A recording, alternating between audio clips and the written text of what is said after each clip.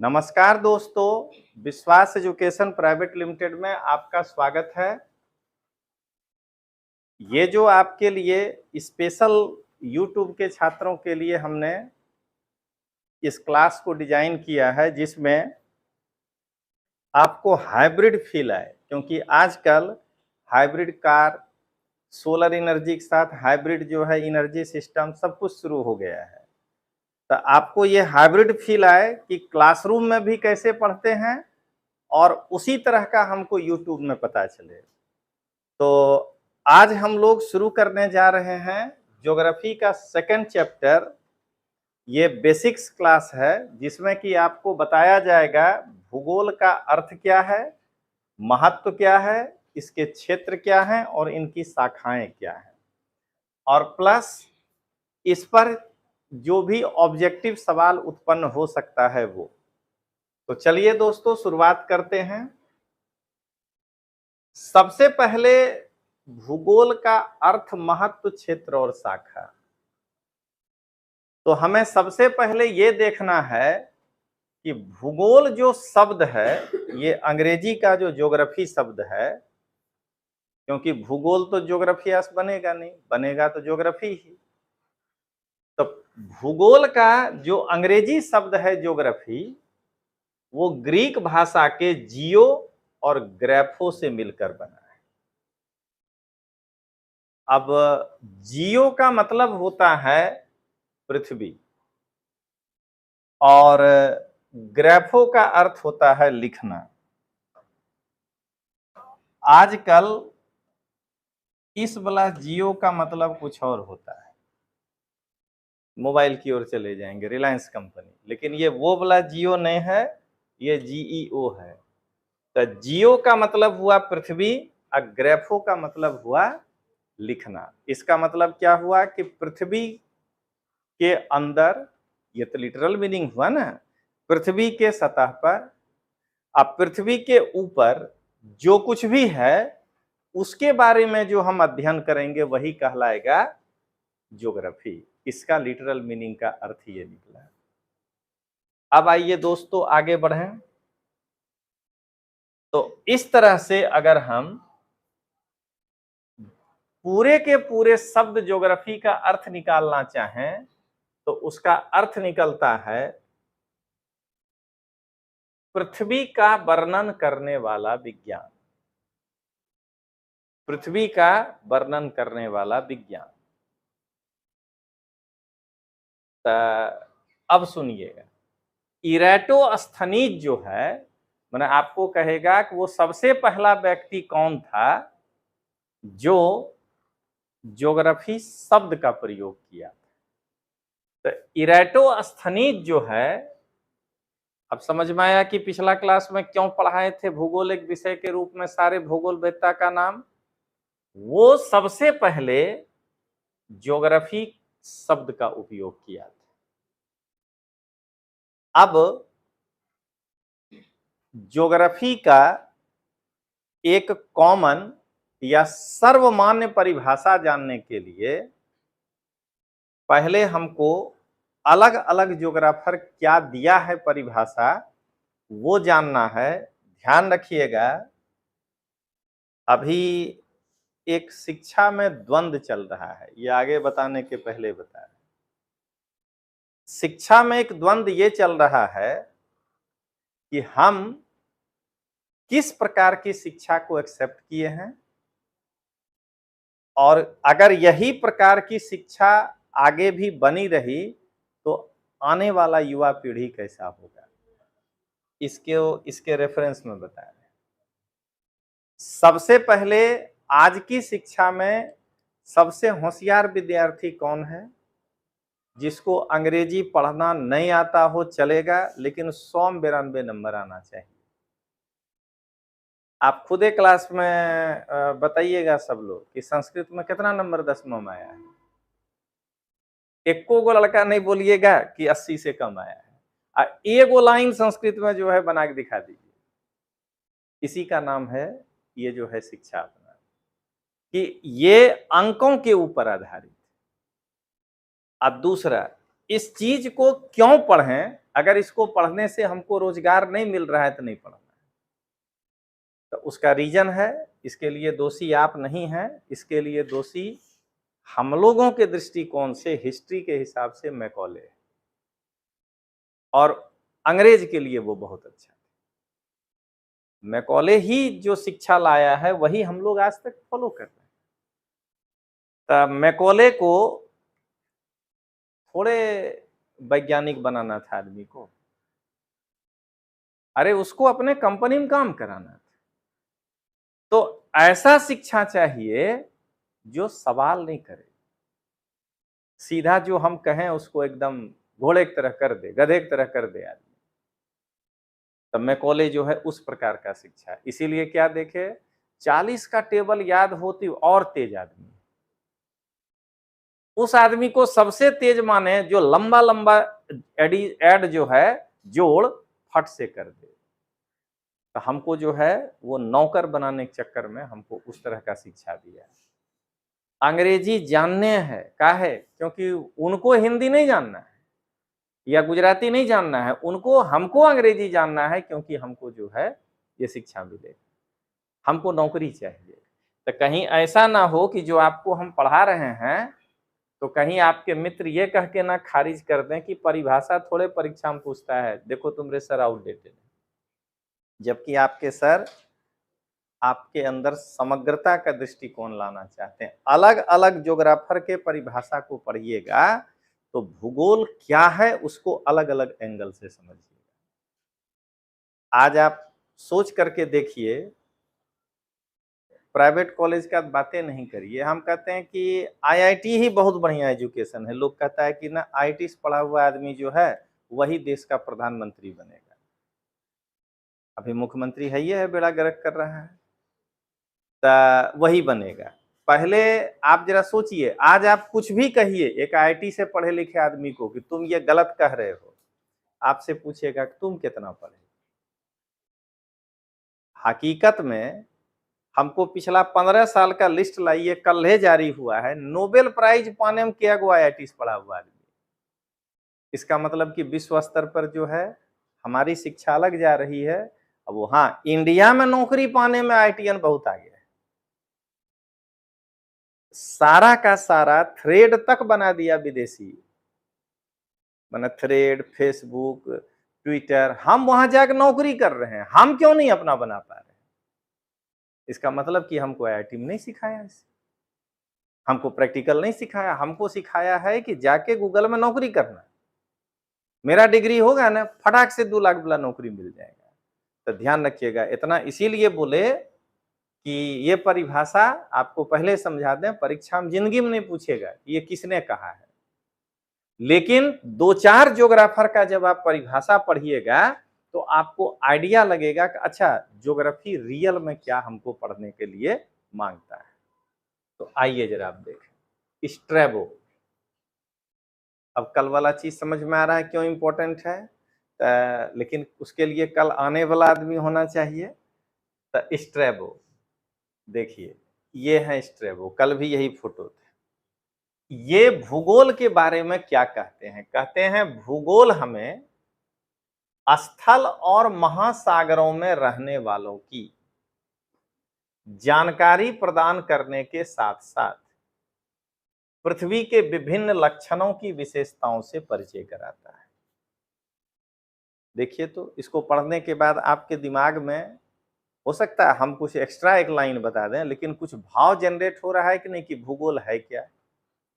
कहता है महास्थल और महासागर में रहने वालों की जानकारी प्रदान, इन्हें कह रहा है सजीव, इस स्थल पर पर्वत भी रह रहा है, पठार भी रह रहा है, मैदान भी रह रहा है, तो उनकी जानकारी के साथ साथ पृथ्वी के विभिन्न लक्षणों की विशेषताओं से, जमीन के अंदर क्या है, पृथ्वी के अंदर भूकंप आएगा, पृथ्वी के अंदर से ज्वालामुखी बाहर आएगा, विभिन्न लक्षण, तो इन चीजों से भी हमको जो है ज्योग्राफी परिचय कराता है।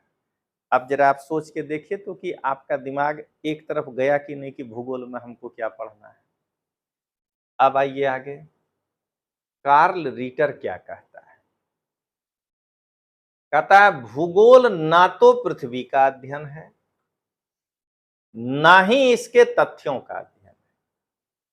मतलब कि ये कह रहा है कि आप पृथ्वी का अध्ययन मत करने बैठ जाइए और वहां से फैक्ट्स निकाल करके और उसके बारे में अध्ययन करने मत बैठ जाइए, बल्कि पृथ्वी के प्रदेशों के संदर्भ में तथ्यों के पारस्परिक संबंधों का अध्ययन।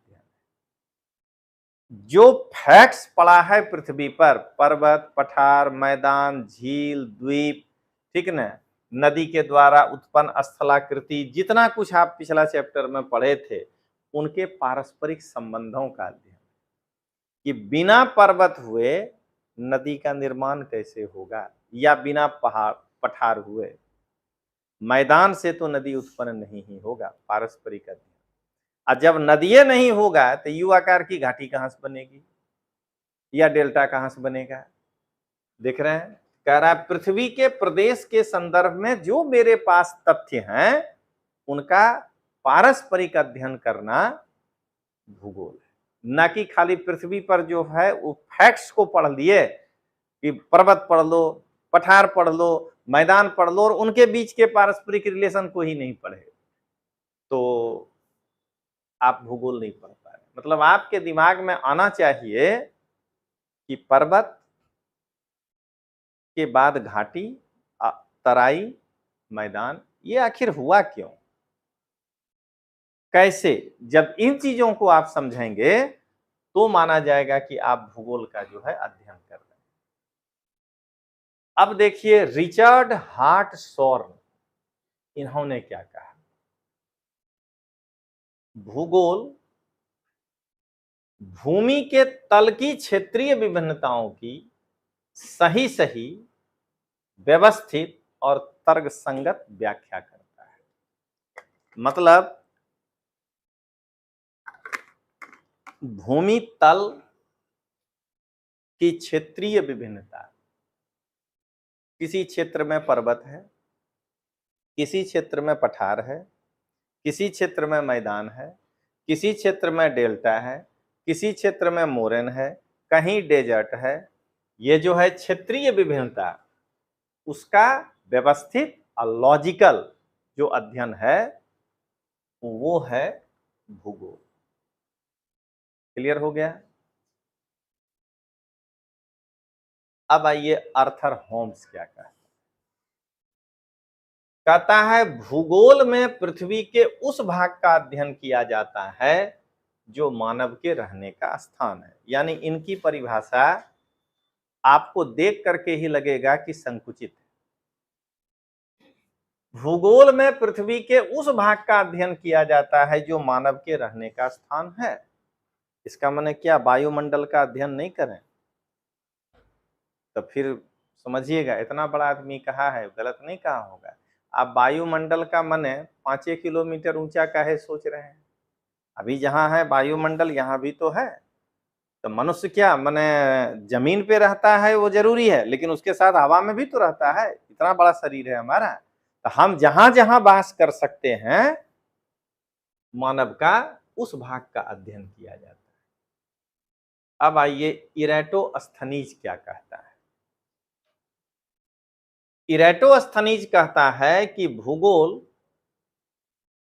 पृथ्वी और उसके स्थल, विशेषता, निवासी और घटनाओं का अध्ययन। माने पृथ्वी के साथ लैंड फॉर्म्स कौन कौन से हैं, स्थलाकृति, पृथ्वी की विशेषता क्या है। यहां निवासी का मतलब रेसेस, इसीलिए मानव भूगोल को भी जोड़ाइए। और जो घटना यानी ज्वालामुखी, सूखा, सुनामी, भूकंप, इन सब का जो अध्ययन कर रहे हैं वही भूगोल है। ये है इरेटोस्थनीज का। अब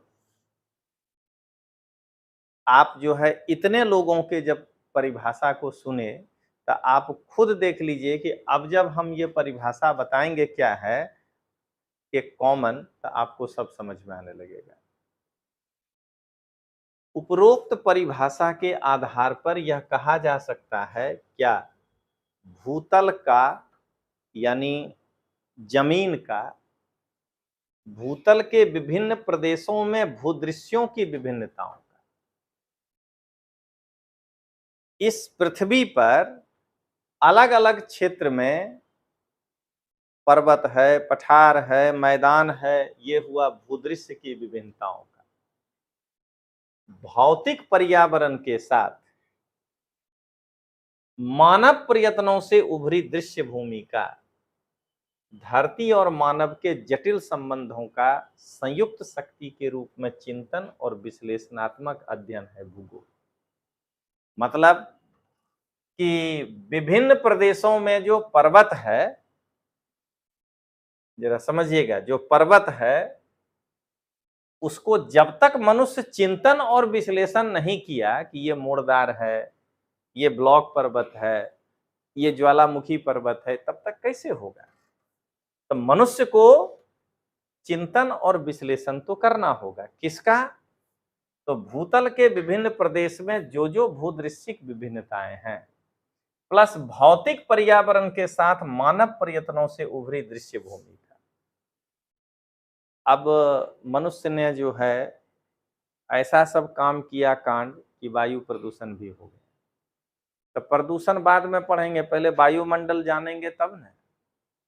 पानी को भी जो है गंदा कर दिया, तो पहले हम महासागर जानेंगे तब न। तो यही है, मनुष्य के साथ मानव प्रयत्नों के जो प्राकृतिक पर्यावरण है से जो दृश्य उभरा है, उन सबको संबंध को जो मनुष्य बैठकर चिंतन किया, वही अध्ययन जो है वो भूगोल है। तो अब आप इन पांचों के परिभाषा के बाद एक कॉमन परिभाषा भूगोल का समझे होंगे। पहले बता देते हैं कितना दूर में से ये को प्रश्न नहीं आएगा, आज नहीं 2035 में भी नहीं आएगा, क्योंकि किसी परीक्षा में अगर ऐसा प्रश्न नहीं आएगा कि भूगोल क्या है इसकी परिभाषा दें, लेकिन भूगोल में पढ़ना क्या है, इतना पढ़ने के बाद आपको आइडिया लग गया होगा कि अच्छा ये इसका विषय है, हमको ये चीज पढ़ना है। अब आइए, अब देखें भूगोल की शाखा, ब्रांचेज, ये बहुत इंपॉर्टेंट। क्या कह रहा है? कहता है कि कोई भी क्षेत्र में अगर आप देखेंगे तो दो ही चीज है, या तो प्राकृतिक या मानवीय। अगर हम अभी बाहर निकलें तो या तो प्राकृतिक है अपने आप में साबरमती नदी, उसके दोनों तरफ का रिवर फ्रंट क्या है? मानवीय, ठीक ना। अगर हम यहां से राजकोट जाना चाहें तो उसके दोनों तरफ जो खेत है, मिट्टी जो बना है वो है प्राकृतिक, हम जो नेशनल हाईवे बना दिए वो क्या हो गया? मानवकृत। हम वहां पे कहीं इंडस्ट्री खड़ा कर दिए तो क्या हो गया? मानवकृत।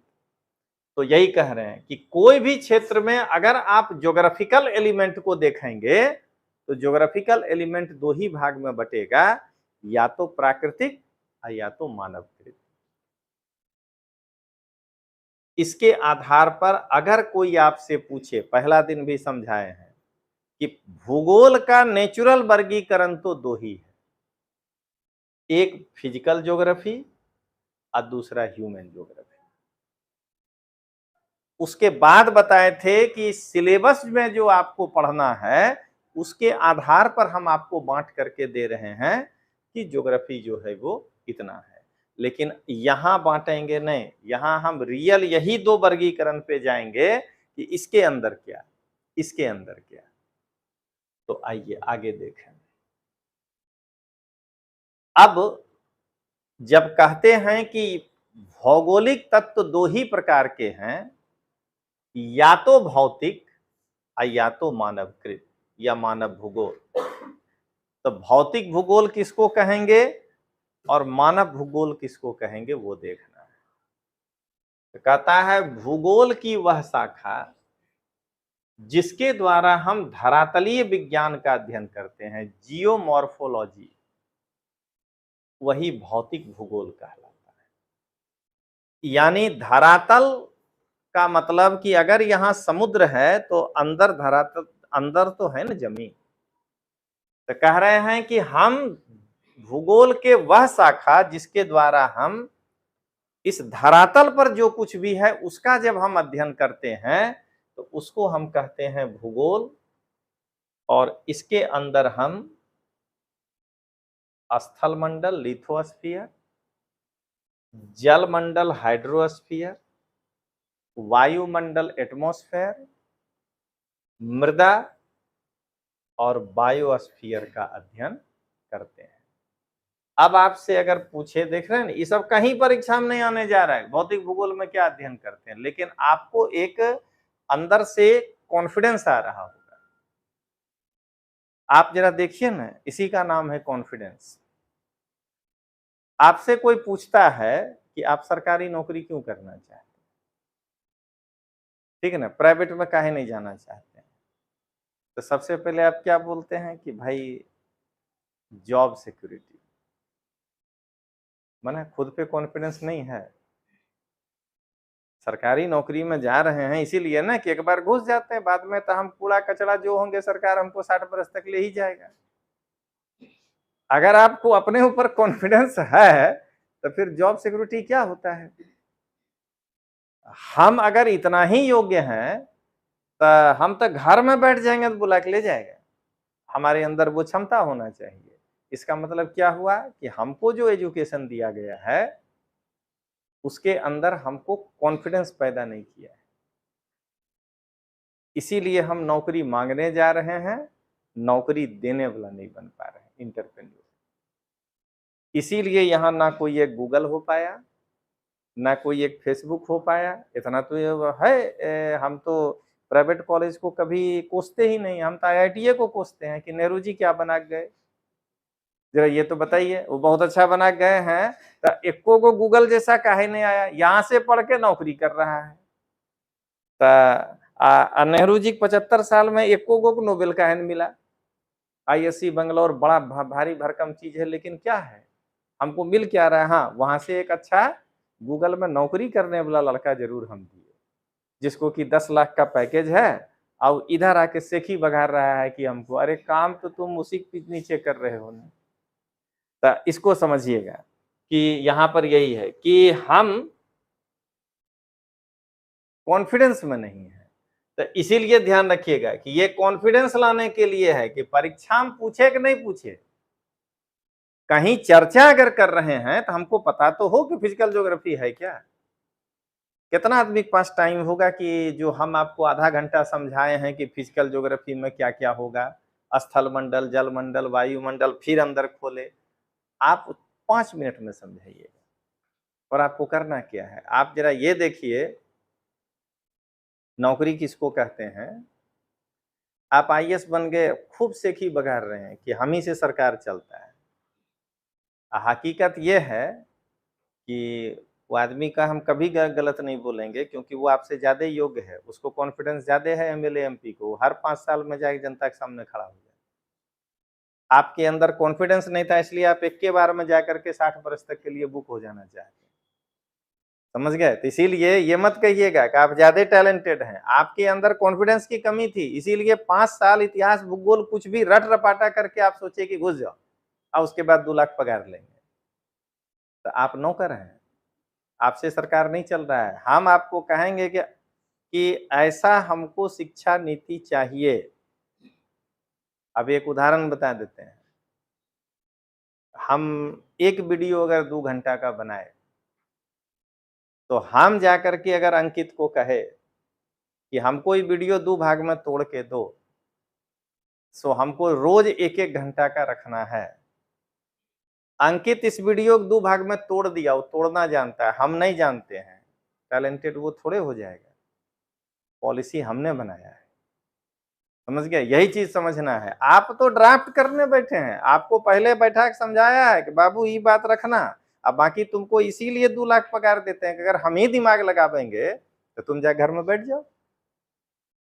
बस यही चीज है। तो हम आज ये समझ नहीं पा रहे हैं, और इसीलिए क्या हो रहा है कि पास हुआ नहीं कि सेलिब्रिटीज, ठीक ना। अरे एगो नौकर तैयार हुआ और क्या हुआ भारत सरकार का, वो एंटरप्रेन्योर होता तो पहले कहता कि हम 22 साल में चुनाव लड़ेंगे, 25 साल में, उसको कॉन्फिडेंस होता है। अगर मान लीजिए आप जो जा रहे हैं आईएएस में, राजनीति का हिस्सा हो रहे हैं प्रशासन में, तो आप विदाउट कॉन्फिडेंस वाला नौकरी करने, इस नौकरी इसलिए करने जा रहे हैं।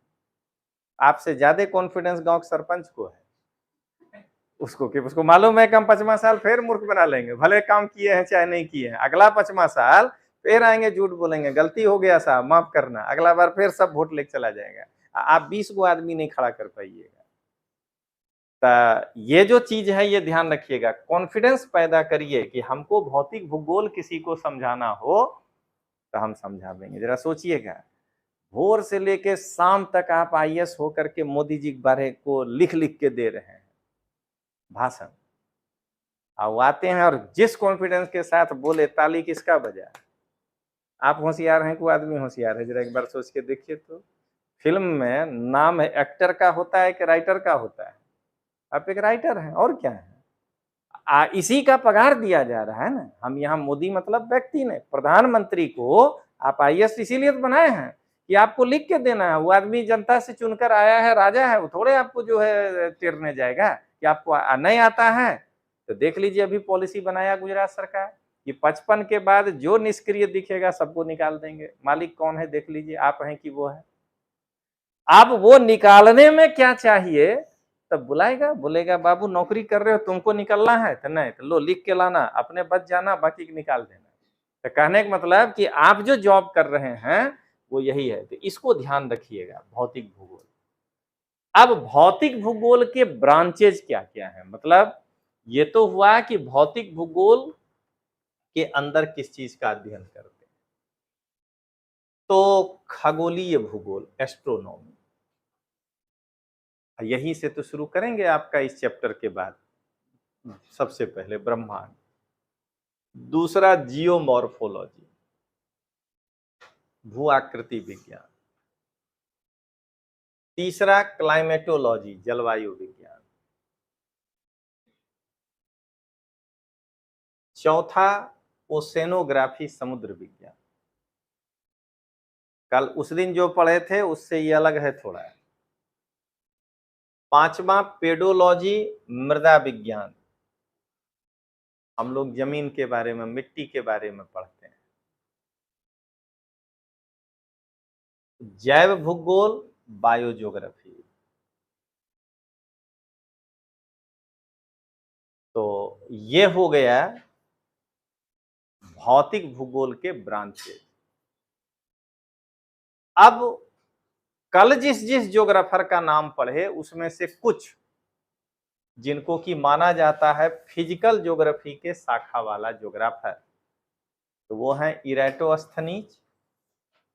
कल भी बोले थे कि टोलेमी नहीं, पीएल को जो है ये कर देना है, और लास्ट में है मोहम्मद अल इदरीस। ठीक ना। तो ये तीन हैं तो कई ना लिस्ट में, लेकिन ये तीन मेन हैं जो इस शाखा के प्रमुख ज्योग्राफरों में से आएंगे। अब इसी प्रकार मानव भूगोल के बारे में पहले जाने कंसेप्ट कि ह्यूमन ज्योग्राफी है क्या। कहता है भूगोल की वह शाखा जिसके अंतर्गत मानव के अनेक पर्यावरणों के साथ अंतर संबंधों का अध्ययन किया जाता है। ये देखिए यहां ह्यूमन का पर्यावरण के साथ अंतर संबंधों का अध्ययन किया जाता है, इसी को हम कहते हैं मानव भूगोल।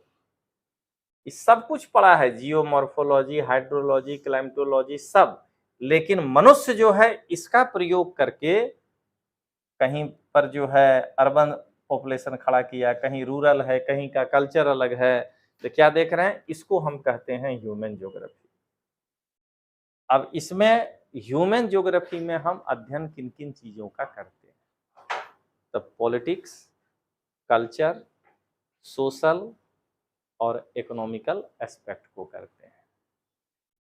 मनुष्य का राजनैतिक पर्यावरण ध्यान रखिएगा, ठीक है, मनुष्य का सांस्कृतिक पर्यावरण, सामाजिक पर्यावरण और आर्थिक पहलुओं का हम लोग अध्ययन करते हैं। तो ध्यान रखिएगा कि जैसे ही कोई लड़का कहता है अपने यहाँ, खास करके गुजरात में, मने पॉलिटिक्स में रस नथी, भूगोलो नहीं जानते हो, समझ गए, मैंने आधा बोल के 3-4 जगह से कट हो गए। पॉलिटिक्स में रस नथी, इसका मतलब कि ज्योग्राफी में रस नथी, आ ज्योग्राफी में रस नथी यानी हिस्ट्री तो पक्के गोल। तो क्या देख रहे हैं आप कि ये जो है मानव भूगोल। अब देखें इसकी शाखा क्या क्या है। तो इकोनॉमिक ज्योग्राफी, जैसे एक उदाहरण की भाई, जैसे जीडीपी अगर हम निकालना चाहें हर इलाके का कितना है, तो ये क्या हो गया, इकोनॉमिक भूगोल। इसके अंदर और भी चीज है, कृषि उर्षि सब आएगा, लेकिन आर्थिक संसाधन भूगोल। देखिए रिसोर्स, हम लोग एनसीईआरटी जब पढ़ रहे थे तब पढ़े थे कि रिसोर्स जो है इसमें को छोड़ दिया है, इसलिए बता रहे हैं। मानव भी है, जानवर भी है, क्रूड ऑयल भी है, फॉरेस्ट भी है, जमीन भी है। तो जब इसको इस वे में पढ़ते हैं कि ये कैसे मनुष्य जो है इसको रिसोर्स के रूप में प्रयोग कर रहा है, तो संसाधन भूगोल, पॉपुलेशन ज्योग्राफी। जब हम ये पॉपुलेशन की बात करते हैं, कहां किसकी कितनी आबादी है, इसका क्या इंपैक्ट निकलेगा, राजनीतिक इंपैक्ट क्या निकलेगा, इसका आर्थिक इंपैक्ट क्या निकलेगा। जहां आबादी ज्यादा होगा वहां पर संसाधनों को प्राप्त करने के लिए प्रतिस्पर्धा ज्यादा होगा। एक फार्म पर 4 लाख आदमी फार्म भरेगा। सोचिए, यही आदमी यहां आ जाता है ब्लू बला में, तो उसको जो है फटाक से नौकरी मिल जाता है, क्योंकि यहां संसाधन के सामने रिसोर्स जो है ह्यूमन वो बहुत कम है, तो आपस में प्रतिस्पर्धा जो है वो उतना नहीं कर पा रहा है। लेकिन यहाँ कोई नहीं जाता है, रिसोर्स ही रिसोर्स है, आदमी नहीं है। लेकिन वो माने ग्रीनलैंड, लेकिन वो क्या है कि उस रिसोर्स को प्राप्त करने के लिए टेक्नोलॉजी बहुत ज्यादा चाहिए, अब बहुत मेहनत चाहिए, कंफर्म कॉन्फिडेंस नहीं है कि ग्रीनलैंड में कुछ होगा कि नहीं होगा। तो क्या देख रहे हैं आप, ये है पॉपुलेशन। देख लीजिए ये कैसे पॉलिटिक्स को प्रभावित करेगा। बिहार की आबादी 13 करोड़, मैंने अब तो कन्फर्म है भाई, जनगणना आ गया। तो बिहार की आबादी 13 करोड़, इसीलिए हमेशा चुनाव में 22 करोड़ के बाद वाला में ये सबसे महत्वपूर्ण भूमिका में रहता है, मैंने यूपी के बाद। आज जब से झारखंड अलग हुआ है तब से बिहार से ज्यादा इंपॉर्टेंट महाराष्ट्र हो गया है। नहीं तो पहले बिहार हुआ करता था। यहाँ 48 सीट है आबादी उसी हिसाब से, यहाँ 40 सीट है और यहाँ 80 है आबादी के हिसाब से। देखिए तो इस राज्य पर सबकी नजर क्यों है, क्योंकि ज्योग्राफी के कारण यहां पर अभी किसी को कॉन्फिडेंस नहीं है कि क्या होने जा रहा है चुनाव में। तो जाति जनगणना किया और सबसे ज्यादा बिहार में अगर आबादी किसी एक कास्ट का है तो वो है यादव। ठीक है, अब इससे क्या हुआ कि जातिगत राजनीति करने वाले दल वाले लोग, देखिए कैसे ह्यूमन ज्योग्राफी जुड़ा है इससे, उनको एक लंबा छड़ी मिल गया। यार सबसे ज्यादा हम हैं, अब बोलना शुरू करो कि जिसकी जितनी भागीदारी उसकी उतनी हिस्सेदारी, मतलब जो जितना परसेंटेज है उसको उतना परसेंटेज मिलना चाहिए। लेकिन ये बात साफ दिख रहा है कि आप स्वार्थवश बोल रहे हैं, आप जाति के हिसाब से नहीं बोल रहे।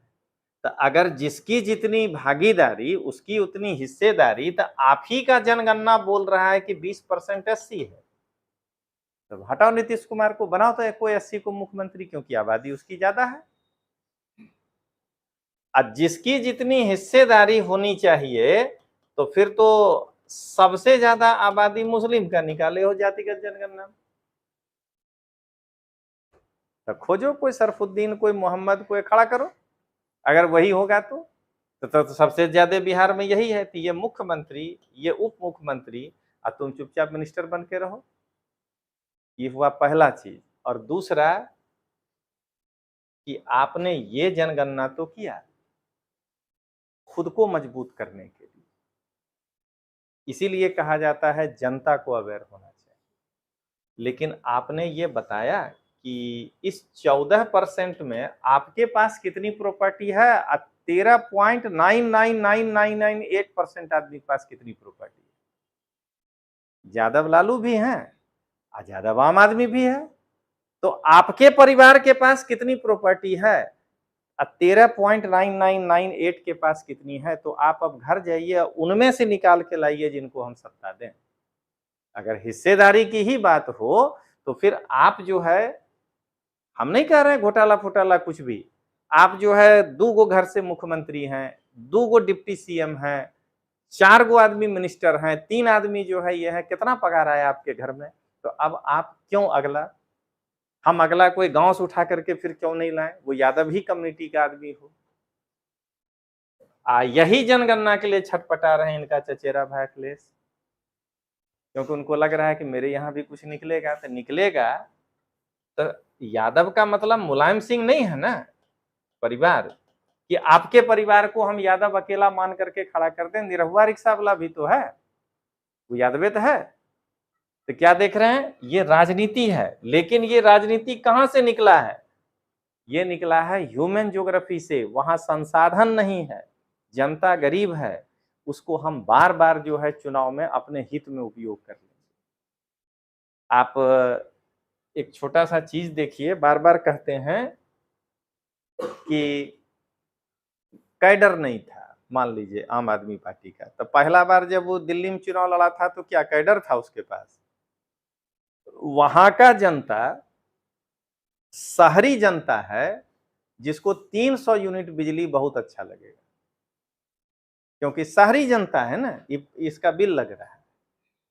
अब वही फार्मूला ले गुजरात में आता है, नहीं चलता है। क्यों? क्योंकि यहां जो है लोगों को मालूम है कि अगर हम बिजनेस कर रहे हैं, अगर तो मेरा बिजली तो फ्री जिंदगी में नहीं होगा, क्योंकि हम जैसे ही एगो क्या कहते हैं मूंगा में भी छेद करने के लिए इधर मशीन लगावेंगे ना, तो 300 यूनिट पार हो जाएगा, क्योंकि हम धंधा करने बैठे हैं।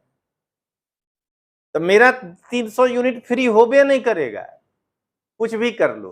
तो इसको सेली सुपर लेके भेज दो।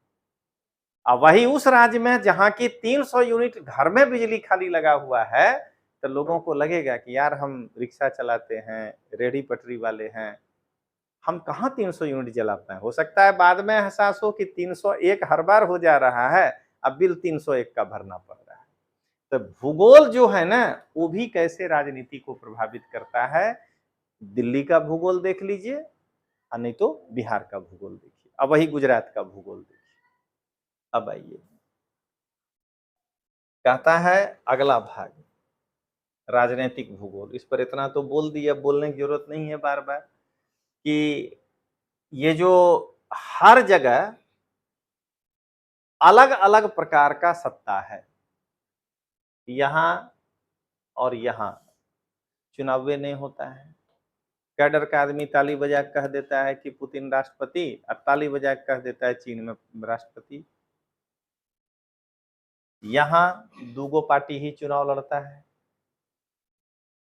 दल 2 ही है। यहां जनसंख्या से ज्यादा पार्टी हो सकता है। मतलब अगर आपको इच्छा है तो आप जितना बना लीजिए, अपना संविधान तो इतना बढ़िया है। तो यहाँ ऐसा है क्यों, ये समझना है।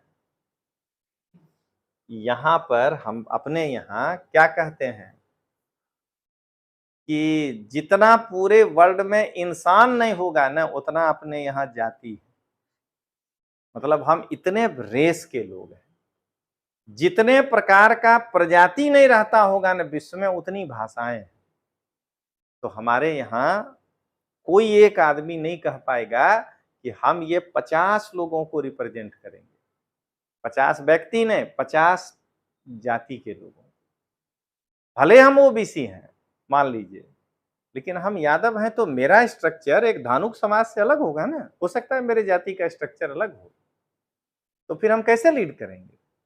आप याद करिए जो कई बार मजाक में हम बोलते थे नील को, अब बगल में कमलेश बैठा है, नहीं बोलते थे कि भिलिस्तान तो बना लीजिएगा, कमलेश का क्या होगा भाई? बनाने के बाद आप बहुमत में हैं, भील आप बन जाएंगे मुख्यमंत्री, बेचारा कमलेश तो जो है वो सरपंचों नहीं बन पाएगा। तब तो आप ट्राइबल हैं और ट्राइबल का विकास कर लेंगे इंडिया में, वो भी नहीं संभव है, क्योंकि आपके ट्राइबल का स्ट्रक्चर आपके बगल वाले ट्राइबल का अलग है। इसलिए यहाँ पर बहुदलीय शासन व्यवस्था ही होना चाहिए कि अगर किसी को लगता है कि नहीं नील बहुत अच्छा नेता है, इस सारे ट्राइबल को साथ लेके चल रहा है, तो उसके पीछे सब खड़ा होगा। अगर ये कोंकणी को लग गया कि अरे ये तो मेरे ऊपर प्रहार है, तो क्या करेगा वो? छोटे छोटे ट्राइबलों को इकट्ठा करेगा, वो जो है उज्जवल से बात करेगा, मेहुल से बात करेगा, कहेगा अपने मिल करके इकट्ठा हुओ, अब बराबर हो जाओ, एक बार हम लोग भी हो जाते हैं उसके बराबर, तब सब मिल करके एंटी वोटिंग करते हैं।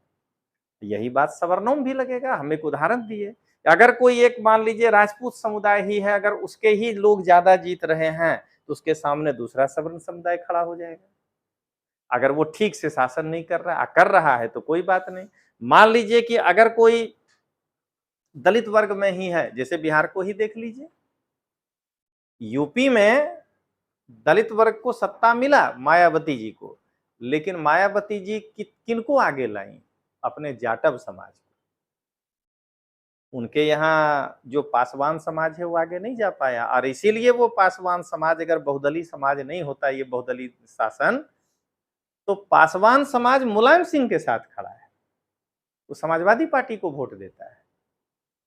अब बिहार में जब आप आइएगा तो ठीक है, दलित शक्ति के कारण जो है सत्ता मिला रामविलास पासवान को, लेकिन वहां क्या हुआ?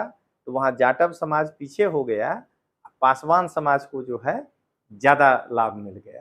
तो भारत यही है कि यहाँ आप इसको ये नहीं कह सकते, जब आप यहीं पे उतरे हैं तो फिर ये मत कहिए कि ओबीसी, जनरल, एससी, एसटी, फिर तो माइक्रो जिस तरह से क्या कहते हैं इकोनॉमी होता है, वैसे आपको माइक्रो कास्ट को फोकस करना पड़ेगा कि कहीं कोई पीछे ना रह जाए।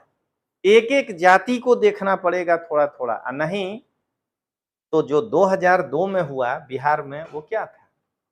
14% यादव, 21% मुस्लिम, 35%। लालू जी तो सोच रहे थे कि हमको तो अब इस जीवन में कोई नहीं हरा पाएगा। असहीम कैसे हरा दीजिएगा? ये दो के जाने के बाद वो 34% वही हो गया। रेस्ट ओबीसी जो थे वो सब नीतीश कुमार के झंडा तले खड़े हो गए। बाकी ओबीसी को लगा कि अगर हम 61% हैं बिहार में आज के हिसाब से, तो आप 14% ही मलाई क्यों खा रहे हैं? 243 विधानसभा के सीट में आपके 90 एमएलए होते हैं 14% में, ये कैसे होगा भाई? तो क्या हुआ? कोई 3% है, कोई 4% है, कोई 5% है, वो पहले इकट्ठा हुआ, इकट्ठा होके वो 16% बना। उसके बाद क्या हुआ? तो सवर्ण जो है वो लालू से निराश थे उस समय, वो 15% इनके साथ खड़े हो गए। दो भाग हो गया बिहार, एक तरफ माई मुस्लिम यादव और एक तरफ बाप बिहारी अगड़ा पिछड़ा। क्या हुआ? सत्ता हाथ से चला गया। तो भारत के इस जो है सामाजिक स्थिति के कारण, यहाँ का जो राजनीतिक भूगोल है, इस भूगोल के कारण क्या है, यहाँ बहुदलीय शासन व्यवस्था है। तो ज्योग्राफी इस प्रकार से तय करता है राजनीति को भी, पॉलिटिक्स को भी। अब आइए इस फील्ड के कौन कौन ज्योग्राफर हैं? तो कार्ल रीटर, गिलियन रोज और एडवर्ड सोजा। जब ऑफलाइन पढ़ाते थे तब बोलते थे कि ये है रोजा और ये है सोजा, सो गया। तो ये जो दो तीन लोग हैं ये भूगोल के भौतिक भूगोल शाखा से जुड़े हुए लोग हैं, ये मानव भूगोल से। अब कुछ फैक्ट्स है ये याद करना है, ये परीक्षा में क्वेश्चन आएगा कि फादर ऑफ ज्योग्राफी किसको कहेंगे। तो ये तो लाइन एकदम याद ही कर जाना है, इधर फोटो भी बना दिए हैं, रख दिए हैं। भूगोल का जनक हिकैटियस को कहा जाता है। फादर ऑफ ज्योग्राफी हिकैटियस को कहा जाता है। आइए, मॉडर्न ज्योग्राफी का फादर कौन है? क्योंकि आप पढ़ चुके हैं कि गणितीय पक्ष पे प्रकाश डाला था एनेक्जीमेंडर, तो उसके बाद जिसने मॉडर्न ज्योग्राफी को लाया वो है अलेक्जेंडर वॉन हम्बोल्ट। तो हम लोग अलेक्जेंडर वॉन हम्बोल्ट को आधुनिक भूगोल का जनक कहते हैं, फादर ऑफ मॉडर्न ज्योग्राफी कहते हैं। आराम कुर्सी वाला ज्योग्राफर माने जो कहीं गया नहीं फील्ड में, समझ गए, अपने प्रयोगशाला में ही बैठ के हमारे जैसा लोकतांत्रिक आवाज चलाने वाला, समझ गए, कि जो अपने स्टूडियो में ही बैठ करके और तमाम भारत के राजनीति का जो है विश्लेषण कर रहा है, तो वो है कार्ल रीटर, आराम कुर्सी वाला भूगोलवेत्ता। अब आइए, विश्व का मानचित्र, ये तो कल भी पढ़े थे हम लोग, अक्षांश देशांतर के आधार पे, स्केल के आधार पे वर्ल्ड का मैप सबसे पहले बनाया था एनेक्जीमेंडर। तो एनेक्जीमेंडर मापक के आधार पर विश्व का मानचित्र बनाने वाला पहला। अब आइए, व्यवस्थित भूगोल का जनक इरेटोस्थनीज। सीक्वेंस में जो आप आज पढ़ रहे हैं क्रमबद्धता के साथ, तो उसके फादर माने जाते हैं इरेटोस्थनीज। फिजिकल ज्योग्राफी के फादर कौन माने जाते हैं? पोसिडोनियस। पोसिडोनियस भौतिक भूगोल का जनक।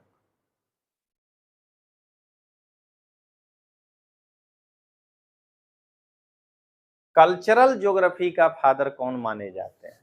कार्ल ओ सावर। सांस्कृतिक भूगोल का जनक कार्ल ओ सावर को माना जाता है।